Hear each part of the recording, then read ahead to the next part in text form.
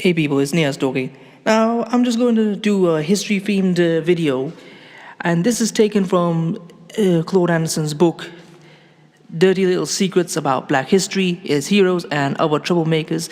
I'm just going to do a few black heroes. So, this is a story about Phoebe Francis, who saved George Washington's life. Phoebe Francis was the daughter of a black West Indian man. She saved George Washington's life on the eve of the Revolutionary War. Now, her father was the owner of a well-known tavern in New York City, where George Washington and his officers usually went to go eat and discuss plans for a war with England. So in 1776, the British were very aware of Washington's entertainment and his eating habits. So hoping to stop the independence bid, they planned to kill him and stop the revolution before it ever began. They devised a simple but very good plan. Poison George Washington. The agent was the Irishman Thomas Hickey, who had won Washington's confidence and served as his bodyguard. Hickey courted Francis because she served Washington and his party where they ate and drank at her father's tavern. Now, after developing an intimate friendship with Francis, Hickey gave her a dish of poisoned peas to serve to Washington when he came for dinner. Now, despite her friendship with and possible romantic feelings for Hickey, she became suspicious of the Irishman's actions, and she warned Washington. And he threw the peas into the yard, so the chickens came and ate the discarded peas, and they began to die. So for his assassination attempt, Hickey was hanged before a crowd of 20,000 in New York City. Both Miss Francis and her father, Black Sam, were officially recognized by the Continental Congress for their service to the fledgling country and given a sum of money. Later, when George Washington became America's first president, he appointed Francis White White House steward. Okay? So there you have it. A black woman saved George Washington's life. Now, I know some people will say, was it a good thing to save his life considering the way American slavery went and how America went to treated black people? But let's just say it's a good thing. Okay? Now, there's another one that was here. Let me just find it. Now this is heroes come in different forms. And this is about, what was his name?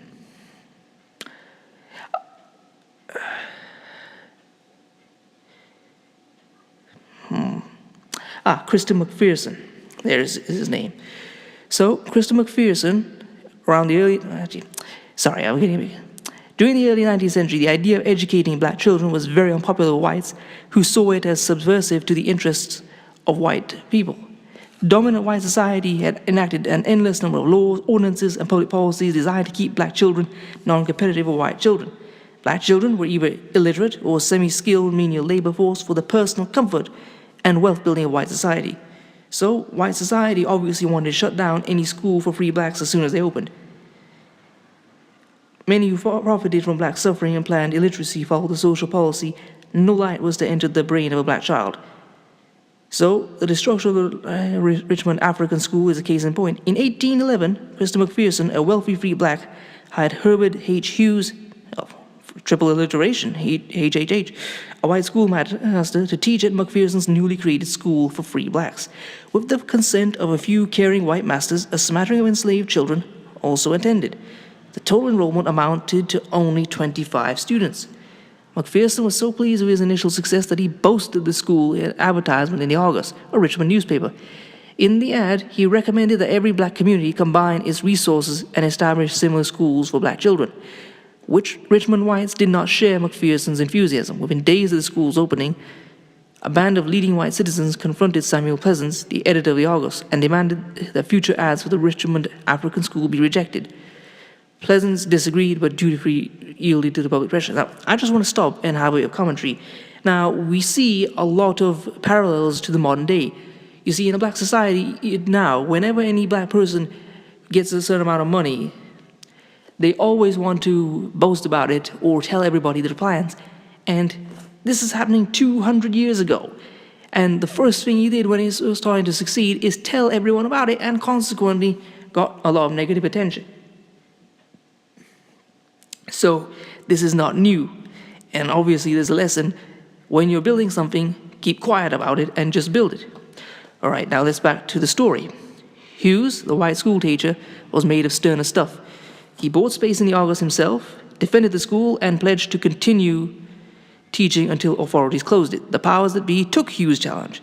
Richmond officials summoned McPherson to court and asked him to demonstrate why his school should not be declared a public nuisance. The police harassed McPherson, forcibly drove Hughes out of the town, and shut down the black school. Months later, McPherson advertised his desire to establish a seminary of learning of the arts and sciences for blacks as soon as he could find a proper tutor. This time, before he could reopen the school, the police arrested McPherson and shipped him to Virginia's Williamsburg Lunatic Asylum. The lesson intended for blacks was obvious. Any black man who dared to educate black children had to be crazy. So I would like to take a few moments to honor Christopher McPherson. He paid with his freedom in his attempt to give knowledge and educate black children and to uplift black society. Not all heroes risk their lives or do, out-and-out heroic things like fighting in wars, but I still think what he did was extremely heroic and very brave. So let's honor him and remember him. And there was one last one for this video. And where is he? John Horse, a black hero. Now this is the story of the runaway slave John Horse, who had the distinction of being one of the few, if not the only black in American history, who stood up to and fought both slaveholders and the United States Army. He did so for more than 50 years of his life and amazingly was never defeated in battle nor captured. When John Horse escaped slavery, he chose Florida as his sanctuary around 1820. Like hundreds of other runaway slaves, he assisted in building the Maroon settlements and allied with the Seminole Indians against slave hunters and military incursions.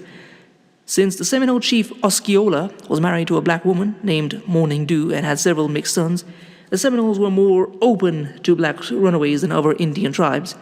And I want to make a note of this, is that a lot of Indian tribes, they own slaves.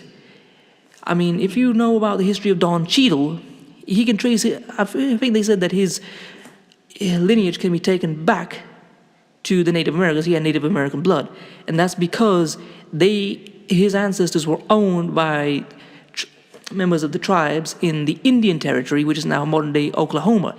Now, although the Indian tribes didn't hold anywhere near as many slaves as white society, which held them in the millions, it should never be forgotten that Indians did hold them and actually fought to keep them after the Civil War. They had to be ordered and compensated for the loss of their slaves because, they didn't want to give them up.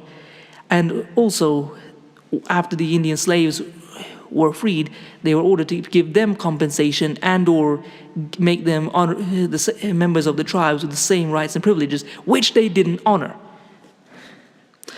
Okay, now back to the story. Okay, John Horse and Wildcat, one of Osceola's sons, were top lieutenants and battle strategists for the Seminoles. The Indians and blacks fought General Andrew Jackson, later President Andrew Jackson, and his military command to a standstill during the various Seminole Wars in Florida. White mercenaries and militia reported to the United States government that black runaways and leaders like John Horse were the best soldiers that the Seminoles ever had. After the three Great Seminole Wars, the government defeated the Black Seminole Indian Alliance, in part by capturing Chief Osceola under a flag of truce. So basically, they tricked them, or called a dirty maneuver, claiming that they wanted to have a peace agreement, then grabbing the leader. Extremely underhanded. So that wasn't technically a victory. When Chief Osceola died in prison, John Horse and Wildcat became the Seminoles' new leaders. In 1844, John Horse, Wildcat, and other chiefs traveled to Washington and met with President Polk to develop a peace accord. As a compromise in the 1850s, both Horse and Wildcat were asked to assist the government in relocating the Seminoles to Arkansas. Horse took his black Maroons with him to this new Indian territory. Seminoles and the black Indians did not find peace in the new territory. They were constantly harassed by their old enemies, the Creeks, the Chickasaws, the Cherokee, the Choctaws, and the Whites. Again, I want to have another bit of commentary. Now, you see this where when they were put in the Indian territory, the old enmities continued. You see, one of the reasons the Indians lost against the United States government is they constantly spent more time fighting each other than they ever did the people who wanted to take their land. So I want you to learn this as a lesson. Unity is important.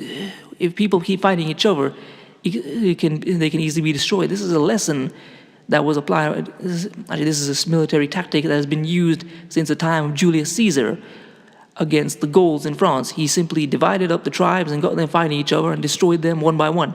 So remember, division is death. Whew, okay, now back to the story. All of whom were slave traders and slave owners. Horse and wildcat labored to feed the black and Indian families.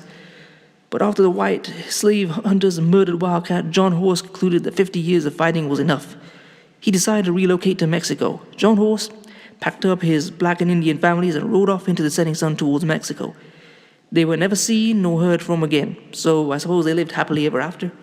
Anyway, people, I hope you enjoyed that. This is just a small sample of the black heroes because there's quite a few of them, and I might try posting a few more of them another time. I hope you enjoyed this, and please comment, rate, share, and subscribe. Share. Peace, family.